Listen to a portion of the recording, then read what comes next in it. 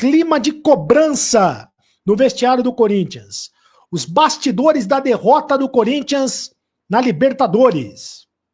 O elenco do Timão tem se desentendido com frequência nesse início de temporada. Os jogadores têm batido boca nos vestiários com frequência.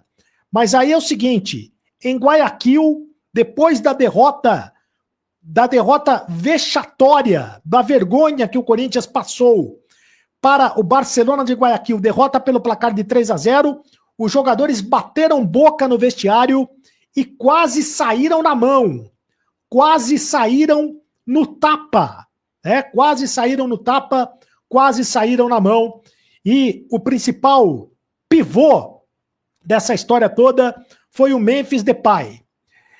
Aí é o seguinte, o Fabinho Soldado tentou apaziguar a situação, o Fabinho Soldado que é o gerente de futebol do Corinthians, o executivo de futebol do Corinthians, mas o Memphis foi um dos mais irritados.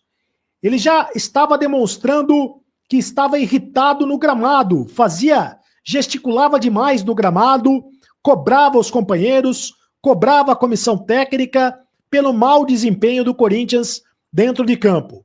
E aí, no intervalo do jogo, o Memphis Depay foi cobrar os jogadores do Corinthians e o bicho pegou, né? O bicho pegou também entre o Mateuzinho e o Breno Bidon. O Mateuzinho e o Breno Bidon bateram boca em tom de cobrança. Foram muitas desavenças, muitas discussões, muito bate-boca entre os jogadores do Corinthians. Mas principalmente o Memphis Depay cobrou e foi cobrado pelos demais jogadores do Corinthians. Também o Mateuzinho cobrou e foi cobrado. O Breno Bidon cobrou e foi cobrado. O Gustavo Henrique bateu boca com o Memphis. Gustavo Henrique bateu boca com o Memphis.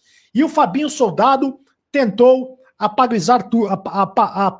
tentou acalmar os ânimos, né? Ele tentou separar os jogadores. Não houve vias de fato. Os jogadores não brigaram, os jogadores não saíram na mão, né?